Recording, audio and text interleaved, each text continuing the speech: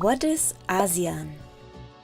The Association of Southeast Asian Nations, ASEAN for short, is an association that today consists of 10 Southeast Asian states. In 1967, Thailand, Indonesia, Malaysia, the Philippines and Singapore founded ASEAN.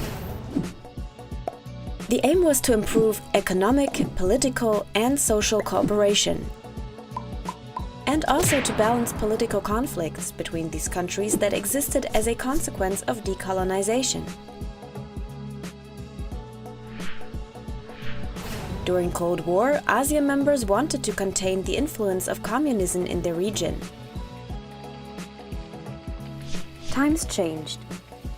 Old enemies became new partners, and in the second half of the 1990s, Vietnam, Laos, Myanmar and Cambodia joined ASEAN.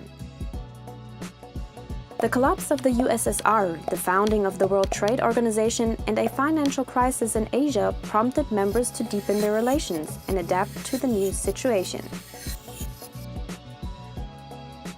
In the 2000s, free trade agreements were concluded with India, China, South Korea, Australia, New Zealand, and Japan. In the future, the entire region will be merged into one large free trade zone.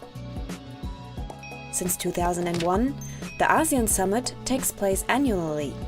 It is a meeting of the heads of state and government where current problems are discussed and solutions are worked out. In 2008, the ASEAN Charter came into force, giving the association the status of a legal person. Principles of non-intervention and consensual decision-taking remained unchanged by the Charter. Decisions are generally made by consensus. No member can be forced to something.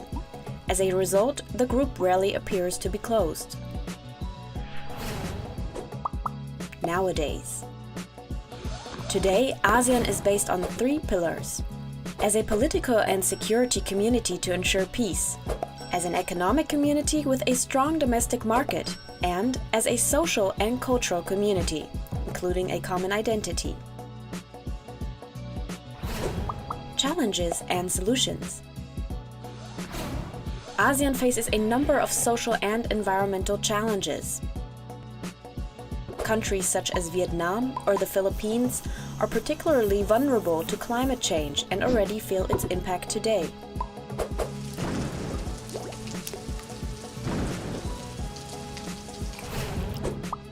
Problem: coal production.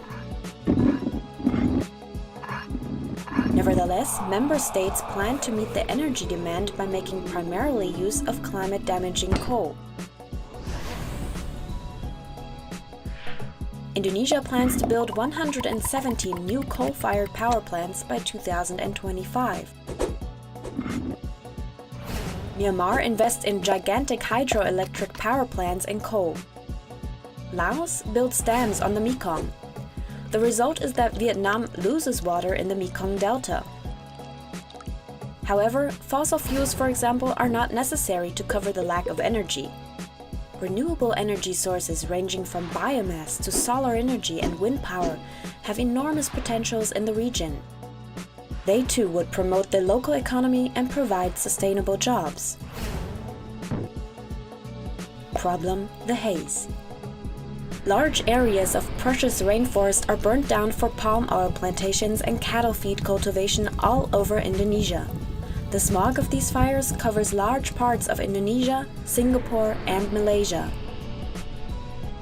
Pollution continues, even though in 2003 a smog agreement in the ASEAN came into force, which should reduce forest fires, environmental degradation, and air pollution.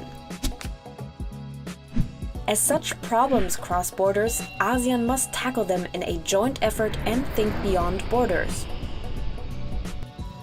This can be done, for example, by taking up the suggestions made by CSOs, civil society organizations, aiming at installing a 4th pillar, the environmental pillar. It must ensure that the ecological limits are taken into account in the growth debate. Only in case civil society is informed transparently and gets much more involved, acting free from state repression, social and environmental justice can arise. Serve people rather than profit.